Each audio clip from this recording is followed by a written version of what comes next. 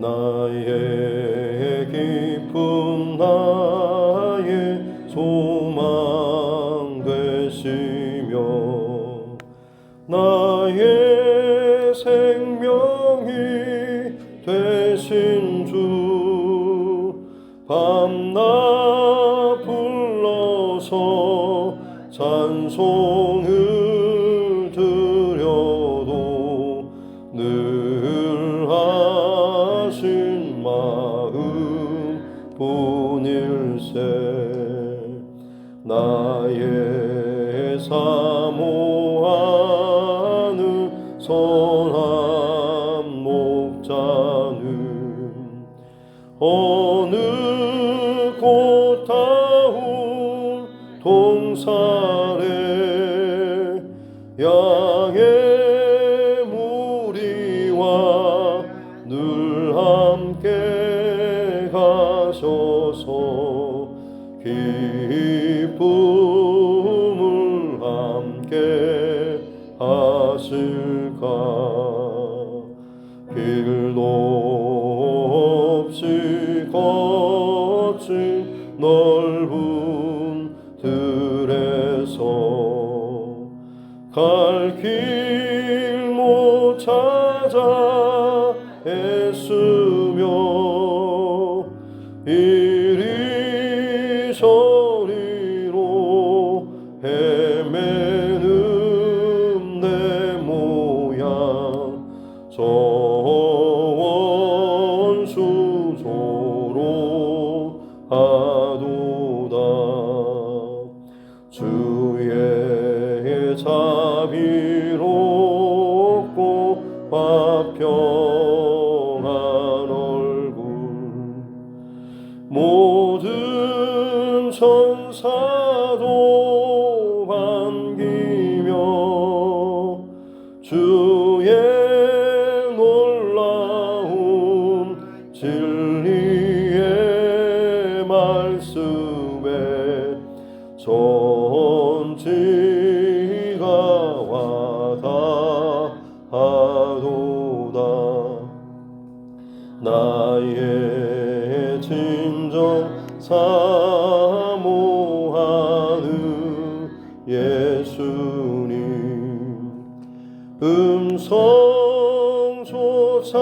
음성조차도 반갑고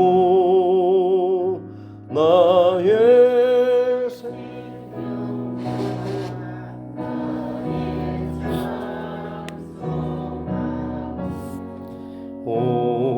오직 주 예수 뿐일세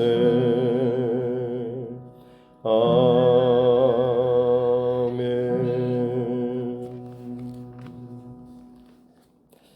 찬송가 484장 찬송부터 드리겠습니다. 484장입니다. 찬송가 484장입니다.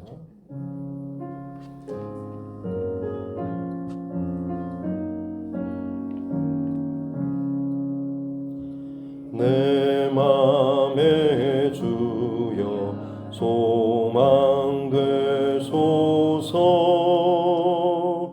주 없이 모든 일 헛되어라 밤에나 낮에나 주님 생각 살 때나 깰 때 함께 하소서 지혜의 주여 말씀으로서 언제나 내 안에 계십소서 주는 내 아버지 나는 아들 주 안에 내가 늘 함께하네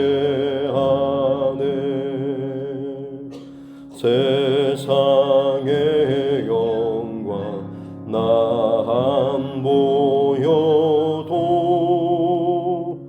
언제나 주님은 나의 기억 주님만 내 맘에 계시오니 영원한 주님 참 귀하소라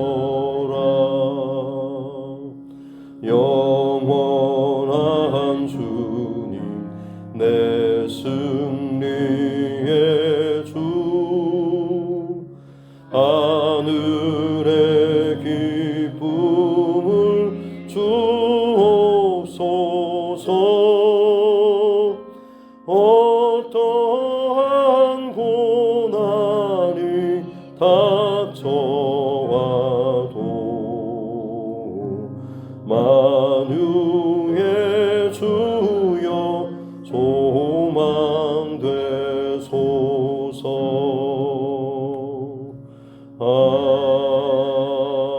아멘.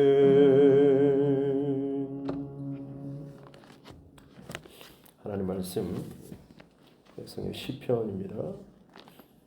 시편 42편입니다. 시편 42편 1절부터 11절 말씀까지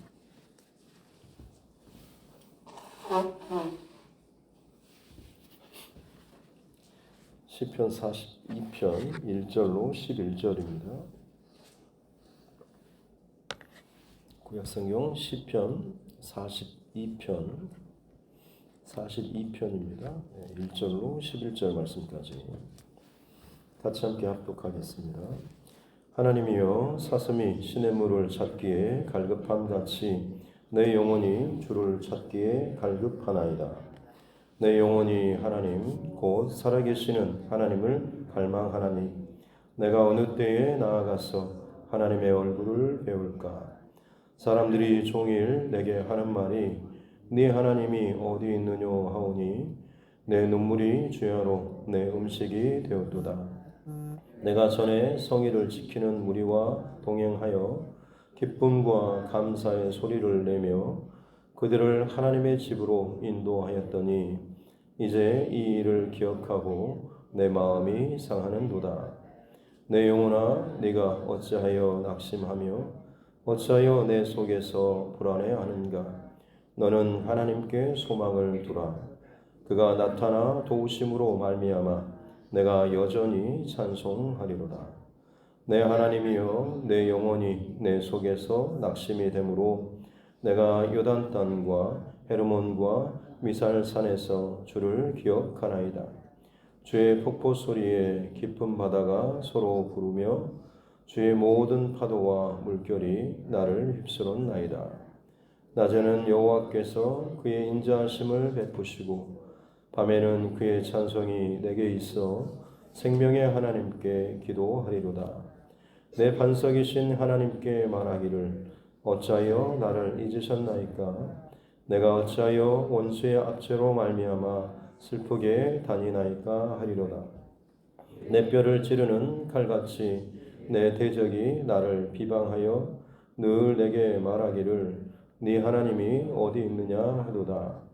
내 영혼아 네가 어찌하여 낙심하며 어찌하여 내 속에서 불안해하는가. 너는 하나님께 소망을 두라. 나는 그가 나타나 도우심으로 말미암아 내 하나님을 여전히 찬송하리로다. 아멘. 손을 얹고 함께 따라 선포하겠습니다. 하나님은 나를 사랑하십니다. 나는 그 사랑 안에 있습니다. 하나님께서 오늘 나에게 말씀하실 것입니다. 나의 마음은 하나님을 향해 열려 있습니다. 아멘. 이제까지 요엘서를 마치고 지난번에 시편 41편까지 나눴는데요. 오늘 이제 42편부터 시편 제1권이 150편까지 해서 이것을 5권까지 나누는데요. 1권이 41편까지고 이제 제2권이 42편부터 시작을 합니다. 1편에서는 주로 왕이신 하나님에 대한 그런 고백이 있었다고 한다면 이제 42편에서는 다른 다윗의 주로 찬양 고백이 물론 많기는 하지만 다른 시편의 어떤 기자들, 시편의 저자들의 찬송을 통하여서 고난과 혹은 현실의 어떤 상황 속에서 하나님을 고백하는 고백들이 굉장히 많이 담겨 있습니다. 오늘 2번을 시작하는 표제를 보면 고라자손의 마스길은 교훈을 주는 그런 노래인 거죠. 인도자를 따라 부르는 노래. 이 가사에 맞춰서 아름다운 찬양이 하나님께 예배 때마다 올려지지 않았나 싶습니다. 아마 여러분에게 익숙한 고백들이 있는데 찬양의 가사에서 인용되는 그런 구절도 상당히 많이 있는 것을 볼 수가 있죠.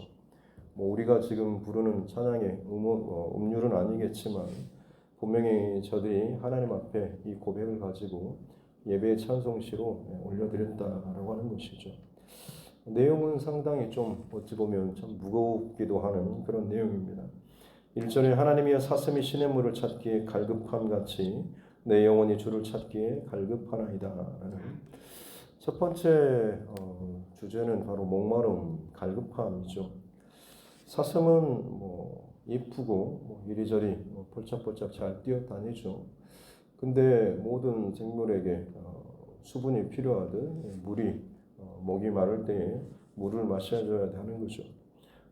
종종 동물의 세계나 이런 것들을 보면 사슴을 비롯한 아주 약하고 힘없는 어떤 이런 동물들이 물가로 나와서 물을 마시는 장면이 나오고 그리고 그때마다 어김없이 물속에서 악어가 어느 순간 쑥 나타나서 그것들을 입을 쩍 벌려가지고 물고 물속으로 들어가는 그런 장면 아니면 물가에서 수풀 속에 몰래 사자나 치타나 아니면 하이에나나 이런 것들이 몰래 숨어 있다가 이 사슴이라든지 노루 이런 작은 연약한 것들이 나와서 물을 마실 때 마찬가지로 달려가서 덮치는 이런 모습들 많이 보셨을 것입니다. 시냇가라고 하는 것 물론 물을 마실 수 있는 그런 곳이긴 하지만 사슴에게 있어서 이 시내는 상당히 위험한 곳인 것이죠. 그럼에도 불구하고 이 시내를 찾아서 물을 마실 수밖에 없는 이유는 너무나 목마르기 때문에 그렇고 갈급하기 때문에 그렇다라고 하는 것이죠. 자신이 정말 위험한 그런 상황 가운데 노출될 수밖에 없음에도 불구하고 그것을 찾을 수밖에 없는 이유는 내 안에 그만큼 목마름이 강하기 때문에 그런 것이죠. 오늘 이 시편의 저자는 그런 갈급함이 자신의 그 영혼 안에 있음을 볼 수가 있는 것입니다. 인생의 갈급함, 하나님을 향한 이 갈급함, 주로 어떤 때 여러분 많이 경험하신가요?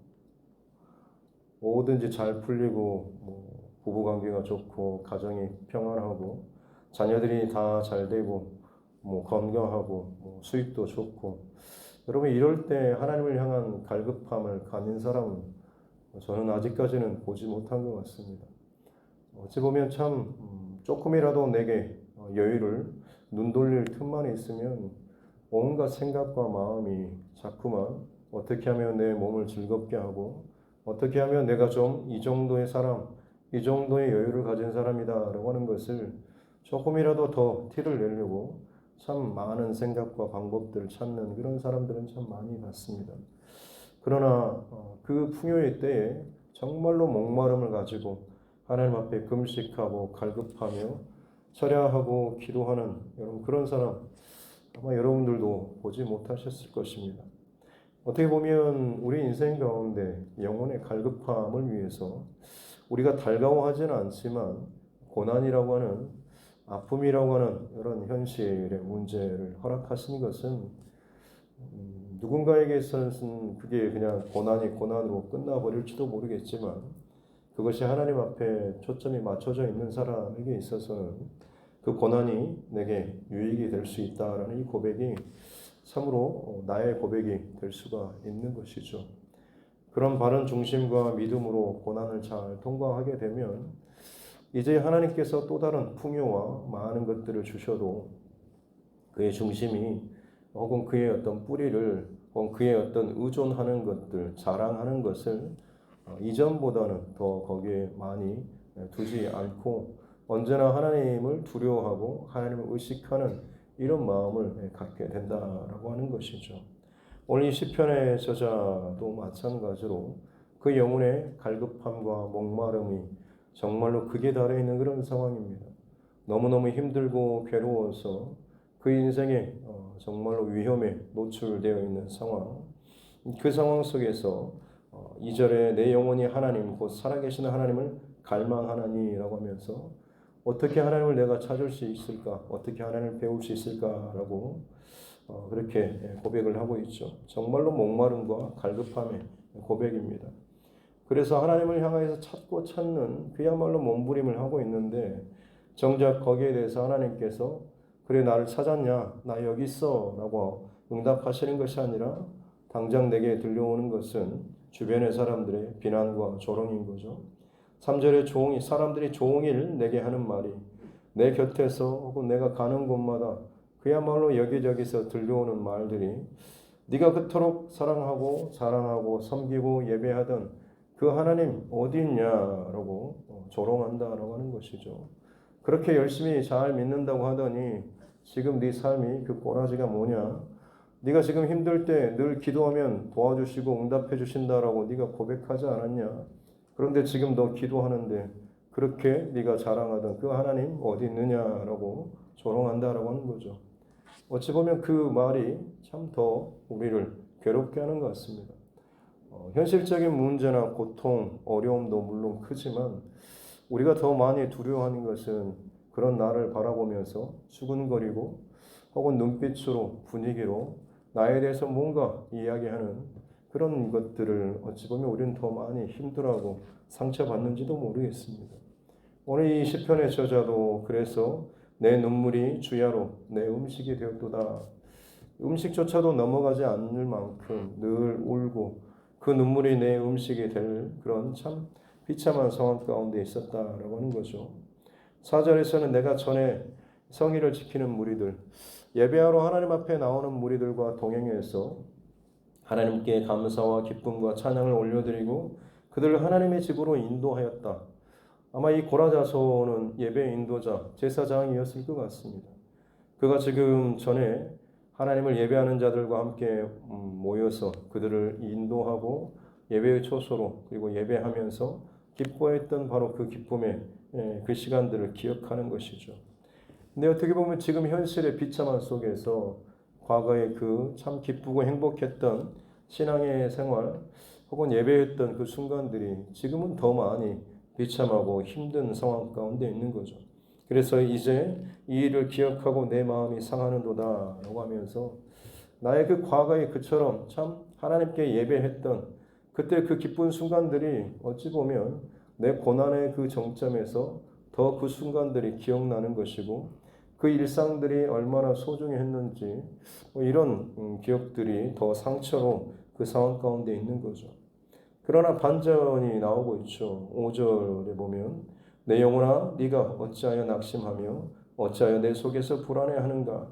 자기 자신의 영혼을 향하여서 스스로 선포하고 있는 이 시편 저자의 이 모습을 볼 수가 있습니다.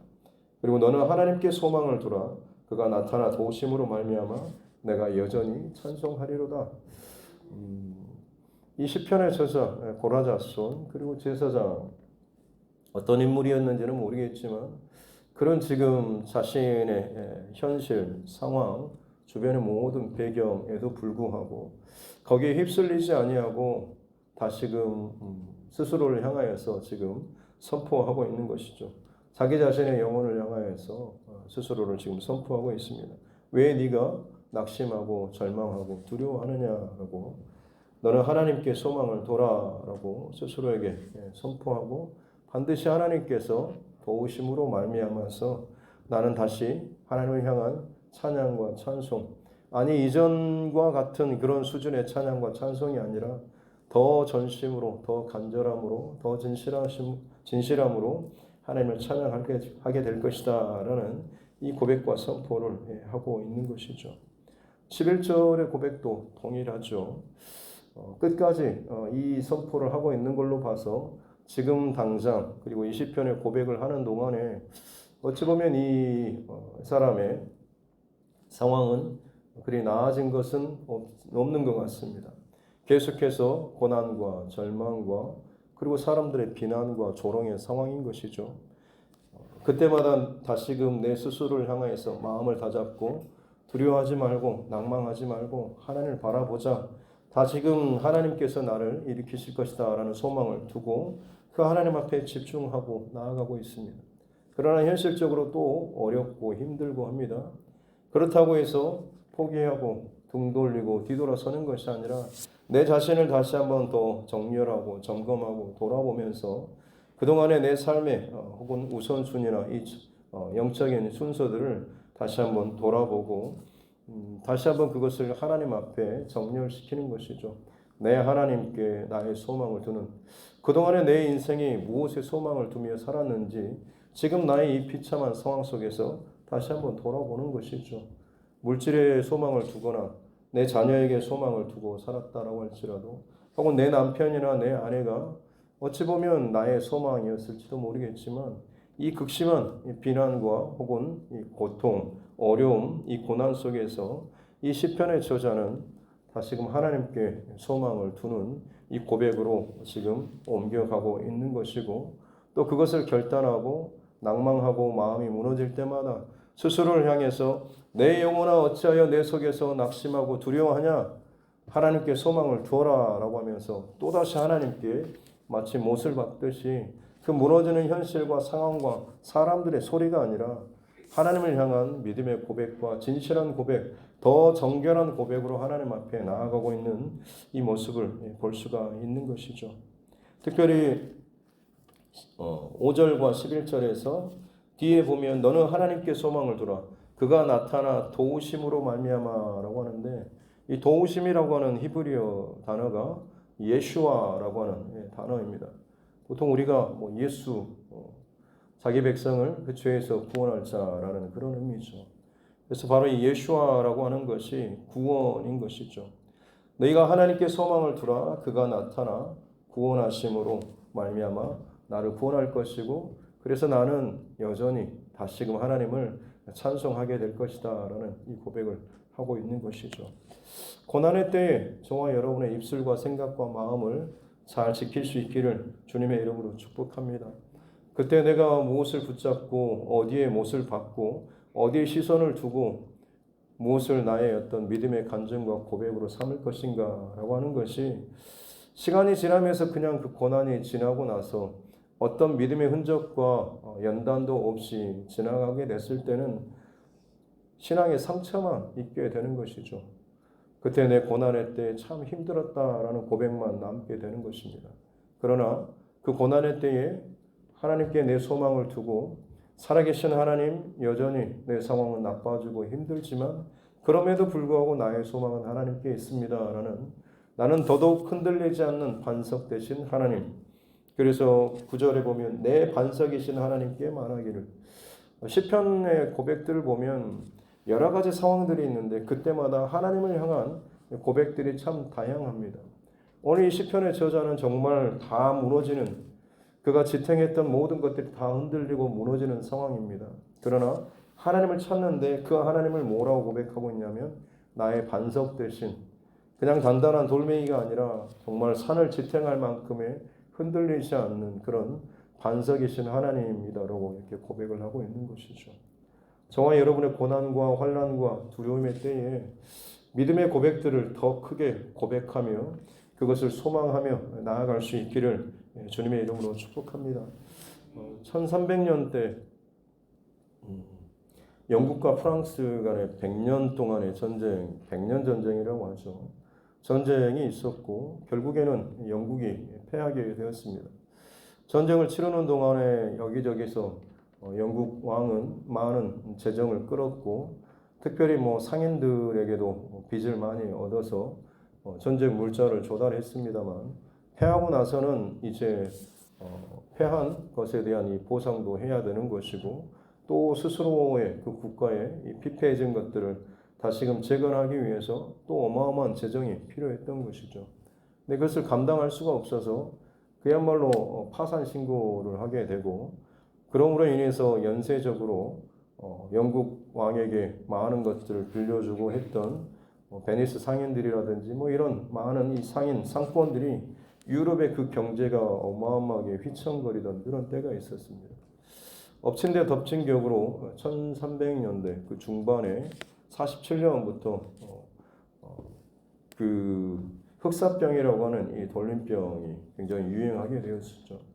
경제적으로도 총체적인 난국인데 돌림병이 마치 코로나 시절과 같은 어마어마한 끔찍한 돌림병으로 인해서 유럽 인구의 거의 한 3분의 1이 죽어 나갔다고 하지 않습니까?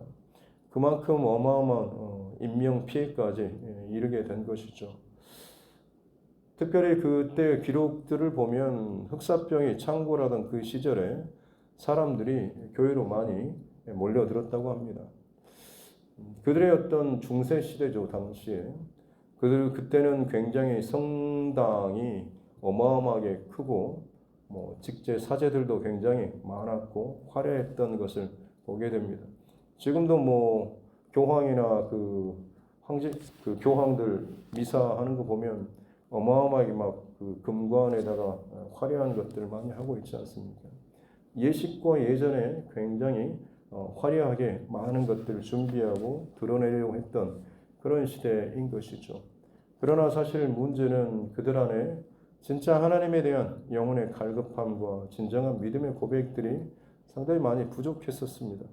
그럼에도 불구하고 그저 겉으로 보여지는 것에 형식과 예식 여기에 많이 치중을 했던 것이죠. 경제적인 난국 그리고 흑사병이라고 하는 이 질병 속에서 많은 사람들이 교회로 몰려들어서 하나님께 도와달라고 기도를 했습니다. 부르짖기는 했지만 간절함은 있었지만 그들의 삶의 중심과 그들의 삶의 우선순위 사실 바뀌어지지 않은 채 그저 어떻게든 하나님께서 지금의 상황을 해결해 주시기를 바라는 그런 마음으로 그들이 교회의 성전에 몰려들었던 것이죠. 그러나 다시 말씀드리지만 결과는 유럽 인구의 3분의 1이 죽어 나아갈 만큼 더 끔찍한 일이 벌어지게 되었다라고 하는 거죠. 전염병이 돌 때 우리가 그때도 코로나 때도 집회 금지 했던 것처럼 사람들의 모임 자체가 사실 더 위험한 상황인데 그들은 어떻게 보면 더 지금 모여서 마치 겉으로 보기에는 진짜 하나님을 열렬히 믿고 구하는 것처럼 보였지만 실상 그것을 통해서 하나님께서 무엇을 다루시길 원하는지 어떤 일을 행하시길 원하시는지에 대해서는 관심 없이 어떻게든 하나님 빨리 지나가게 해주시고 내 생명을 건져주십시오라는 이런 마음만 자기 중심의 고백만이 있었다라고 하는 것이죠. 그래서 어떻게 보면 더 많은 사상자가 났을지도 모르겠습니다. 흥미로운 것은 일반인들의 치사율, 이 흑사병에 걸려서 죽게 되는 치사율이 한 30% 정도 되었다고 합니다. 그런데 당시의 종교 지도자들, 사제들, 교황 이런 사람들이었죠. 그들의 치사율은 40% 중반대였다고 합니다. 기가 막힌 상황이죠. 이 일을 해결하기 위해서 성전으로 교회로 몰려들어서 같이 기도하고 몸부림짓고 간구하는데 오히려 그것을 인도하고 또 집회하는 이 종교 지도자들이 훨씬 더 많이 죽어 나아갔다는 상황이죠. 어떻게 보면 경제적인 두려움 그리고 질병의 두려움 그리고 본인들이 찾는 종교적인 것에 대한 허탈감, 공허함 이런 것들 때문에 사실은 사람들이 많이 무너지게 되었고 흔들리게 되었죠. 그래서 중세 시대가 끝나고 나서 다시금 돌아갔던 것이 바로 르네상스라고 하는 것이죠. 말의 뜻은 부흥이라고 하는 겁니다. 우리가 말하는 부흥은 아니고 다시 원래 자리로 돌아가자라고 하는 것이 예전에 그리스 로마 시대 사람의 어떤 강인함, 사람의 능력, 사람의 어떠함에 더 집중했던 인간 중심의 바로 그 세상으로 다시금 돌아가야 한다라는 그래서 르네상스고 부흥이고 했던 것이죠. 그 이후로 유럽 역사의 대부분의 많은 흐름은 다 사람 중심입니다. 사람의 기왕이면 많이 모여서 다수결로 민주주의를 꽃피우게 되고, 기왕이면 사람이 어떻게든지 능력을 바라고 사람 중심으로서 이 사회를 만들어 가야 된다는 그런 중심들, 결국 지금까지 모든 흐름들이 하나님의 질서와 법칙들 여전히 형식적으로 유지하는 사람들이 있지만, 그 내면으로는 이미 알맹이는 완전히 세상 중심으로, 인간 중심으로 다 바뀌어 버리게 되었던 것이죠. 그래서 지금 동성애라든지 온갖 불법, 성경에서 말하는 하나님의 법칙과 어긋나는 이 많은 것들은 대부분 다 유럽 쪽에서 지금 나오고 있고, 굉장히 활발하게 이것들이 국제기구라고 하는 그 이름을 통해서 사실 많이 뻗쳐 나아가고 있는 그런 상황인 것이죠. 사랑하는 성도 여러분, 고난의 때에 우리가 어떤 것, 어떻게 통과할 것인가, 물론 겉으로 보여지는 하나님 앞에 나와서 기도하고 예배하는 것 중요합니다만, 더 중요한 것은 그것을 통해서 하나님께서 도대체 무엇을 어떻게 다루시고자 하는가라고 하는 진정 하나님께 집중하는 이 시간들이 무엇보다도 중요할 줄로 믿습니다. 빨리 해결해 주십시오, 도와주십시오, 살려주십시오라고 하는 내 간절함만이 아닌 이 시간을 통하여서 하나님께서 지금 내게, 내 인생에, 우리 가정에, 우리 자녀들에게 원하시는 것, 다시 한번 세우시고자 하시는 것이 무엇인가라고 하는 것, 이것을 발견하고 그 앞에 정렬하는 것이 무엇보다도 그 고난을 허락하신 하나님의 가장 또 분명한 의미이고 또 목적인 줄로 믿습니다.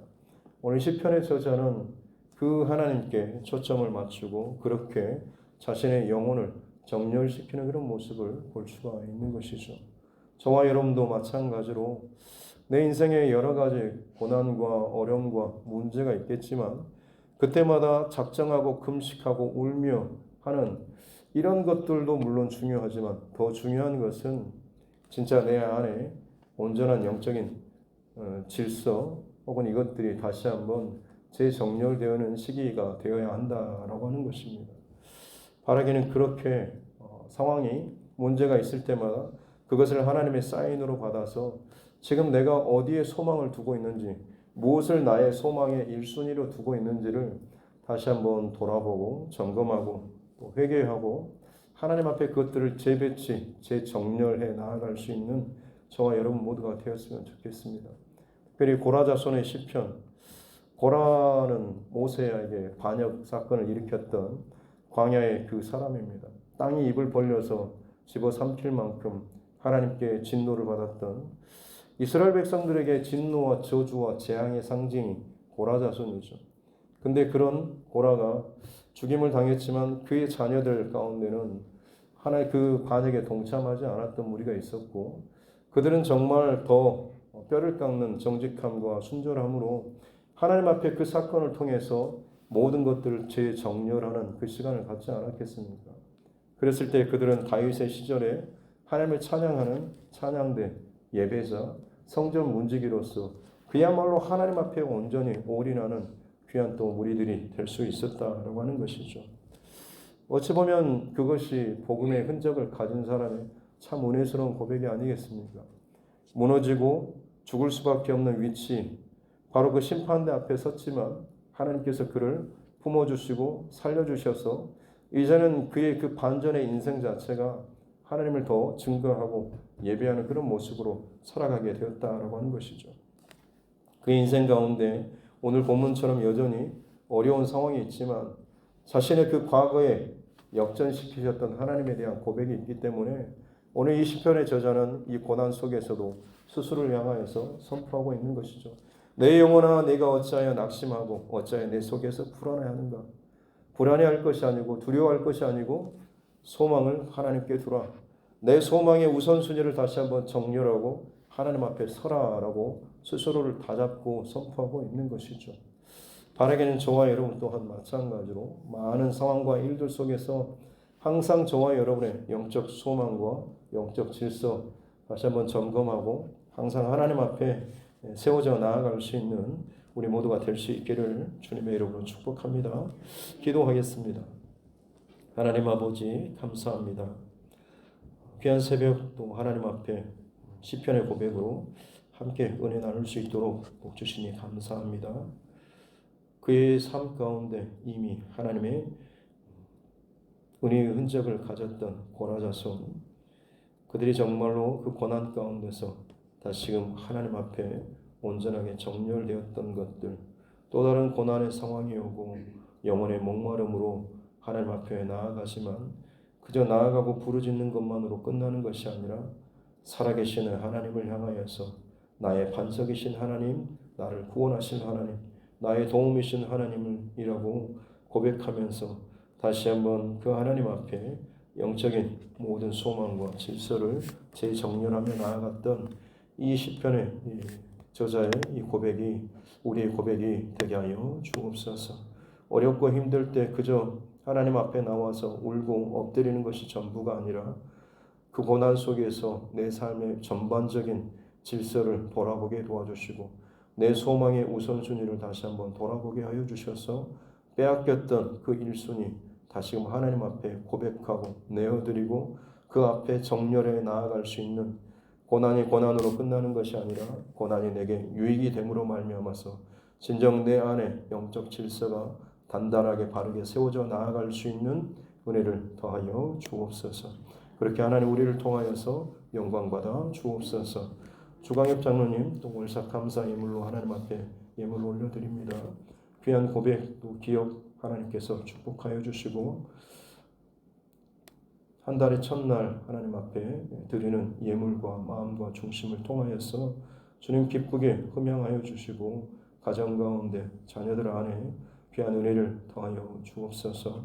때를 따라 돕는 은혜를 더하여 주시고 몸된 재단 가운데 또 존경받는 또 믿음의 본을 잘 보일 수 있는 귀한 복된 가정 되게 하여 주옵소서. 3월 한 달 또 하나님 앞에 시작합니다. 주의 백성들의 마음과 시선 하나님 더욱더 붙잡아 주시고 함께하여 주옵소서. 감사드리며 거룩하신 우리 구주 예수님의 이름으로 기도드립니다. 아멘. 하늘에 계신 우리 아버지, 아버지의 이름을 거룩하게 하시며 아버지의 나라가 오게 하시며 아버지의 뜻이 하늘에서와 같이 땅에서도 이루어지게 하소서. 오늘 우리에게 일용할 양식을 주시고 우리가 우리에게 잘못한 사람을 용서하여 준 것 같이 우리 죄를 용서하여 주시고 우리를 시험에 빠지지 않게 하시고 악에서 구하소서. 나라와 권능과 영광이 영원히 아버지의 것입니다. 아멘. 주신 말씀 붙잡고 교회와 주의 종과 여러분 각자의 기도 제목과 이 나라 정치 위정자들을 비롯해서 세계 열방 곳곳에서 일어나고 있는 많은 상황과 일들, 재난, 또 그 가운데서도 지금 리더의 위치에서 많은 것들을 감당하는 사람들 가운데 특별히 크리스찬들을 위해서 더더욱 우리가 또 기도하기를 원하고, 또 여러 가지 문제 상황 가운데 힘들어하는 믿음의 지체들, 육체의 연약함으로 또 고통 가운데 있는 우리 환우분들, 우리 자녀들과 다음 세대를 위해서 하나님께서 내게 붙여주신 영혼 구원의 대상자들을 위해서도, 그리고 이제 다음 주부터 시작되는 전반기 세일의 낙헌제 기도회를 위해서도 또 미리 기도로 준비하는, 그래서 이 기도회를 통과함으로 말미암아서 이 두드림 교회가 다시 한번 영적인 전환과 점프와 그리고 새로워짐의 그 시간이 될 수 있도록 편안하고 같이 함께 기도하도록 하겠습니다. 하나님 아버지 감사합니다. 3월의 첫날 또 하나님 앞에 귀한 예배로 나아갈 수 있도록 은혜 주시니 감사합니다. 새 날을 허락하여 주신 하나님, 새 호흡과 새 생명을 주신 하나님 감사합니다. 이 모든 것이 하나님께 속한 것임을 오늘 이 새벽 다시 한번 기억하고 예배하며 살아가는 우리 모두가 되게 하여 주옵소서. 생명 주께 있습니다. 능력이 주께 있고 구원이 주께 있고 하나님 모든 것이 주께 속하였으며 다시 한번 오늘 기피한 시편을 고백을 통하여서 함께 내 영혼에 하나님 새기는 시간을 주시니 감사합니다. 특별히 고난과 절망과 아픔의 때에 내 영혼의 목마름으로 하나님 앞에 나아가는 자 되게 하여 주시고 그저 하나님 부르짖고 간구하시는 것을만 끝나지 않게 도와주시고 내 속에 내 삶에 혹은 내 자녀들과 가정 가운데 혼란되어지고 뒤엉켜 있는 혹은 뒤집어져 있는 영적 질서를 다시 한번 점검하고 회복하고 오직 하나님께 소망을 두는 1순위의 나의 소망이 나의 반석 대신 하나님께 두며 나아갈 수 있는 영적 질서가 회복될 수 있는 은혜를 허락하여 주옵소서. 그렇습니다. 하나님, 가장 기초가 흔들리게 되면 결국에는 아무리 대단하고 많은 것들을 쌓는다고 할지라도 큰 고난의 때에 다 흔들리고 무너질 수밖에 없지만 내 반석이신 하나님께 나의 소망의 1순위를 두고 살아가게 될 때에 그 위에 하나님께서 기뻐하시는 것들 또 하나님의 질서를 따라서 정렬하며 살아가게 될 때에 어떤 상황 속에서도 우리는 두려워하거나 흔들리지 않냐고 오히려 담대히 믿음의 증거와 혹은 믿음의 그 증인으로서 혹은 그것을 믿음의 간증의 사건으로서 우리는 통과할 수 있게 될 줄로 믿습니다. 그렇습니다. 하나님, 특별히 하나님 온 사회 혹은 온 땅을 덮고 있는 코로나 시대가 지나가고 또 다른 위협과 또 다른 두려움의 사건들이 이 땅 가운데 진행되고 있습니다. 우리가 그 실체를 다 알지 못하지만 정말 어디에서 뭐가 터져도 이상하지 않을 만큼 너무나 많은 반목과 다툼과 전쟁과 대립들이 가득 차 있고 땅이 흔들리고 바다가 요동치며 하늘이 진동하는 하나님 두려운 때를 우리가 살아가고 있습니다. 이 모든 것이 하나님 마지막 때에 대한 하나님의 경고의 사인임을 알게 하여 주시고 이 상황 가운데 우리의 눈과 귀와 마음을 열어서 살아계신 하나님 앞에 다시 한번 내 모든 것들을 정렬하며 나아갈 수 있게 도와주옵소서. 흔들리는 세상 가운데 살아가고 있으면서도 여전히 그 흔들리는 기초 위에 내 인생을 또 견고하게 쌓고자 더 내 인생의 탑을 혹은 내 소망의 탑을 거기에 또 세우고 있지는 않습니까? 내 자녀를 그리로 내몰고 있고 하나님 앞에서의 그 우선순위가 무너져 있음에도 불구하고 돈 버는 일에 혹은 즐기는 일에 노는 일에 혹시나 나의 우선순위들이 흐트러지고 있지는 않습니까? 하나님 앞에 온전하게 영적인 정렬되어지니 배치되어지는 사건들이 반드시 있어야 될 줄로 믿습니다.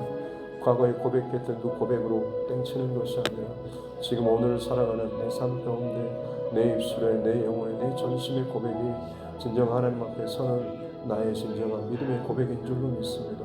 하나님, 믿음의 자리에서 이탈하고 흔들거리고 주님 앞에 엎드리지 않고 예배하지 않고 살아가는 내 가족들이 있습니다. 그 영혼들을 위해서 기도하길 원합니다. 저들이 하나님 앞에서 부끄러움을 당하고 수치를 당하고 내가 너희를 도무지 모른다라고 할 때 하나님, 그들이 지금 누리고 있는 그 평안함과 즐거움과 그 넉넉함이 무슨 소용이 있겠습니까? 하나님, 멸망의 자리에 끌려가지 않도록 우리 사랑하는 가족들과 자녀를 위해서 더 기도하길 원합니다. 내 친구들 위해서, 내 이웃들을 위해서 기도하며 나아가길 원하고 무엇보다도 내가 그렇게 하나님 앞에 바르게 정렬되어지는 인생으로 살아가게 하여 주옵소서. 그리함으로 말미암아서 고난과 슬픔과 애통의 때에 세상이 사람들이 예상할 수 있는 그런 범위 내에서 움직이는 것이 아니라 도대체 저 인생은 무엇이 있길래 무엇을 바라보기에 저런 고백을 할 수가 있는지라고 할 만큼 진정 하나님이 나의 참 도움이요 소망이요 생명 되시는 예수와 구원임을 우리가 고백하며 나아갈 수 있는 은혜를 허락하여 주옵소서. 주님, 예수님의 그 십자가 사건 또 묵상하며 지나가는 이 사순절 기간 여전히 세상은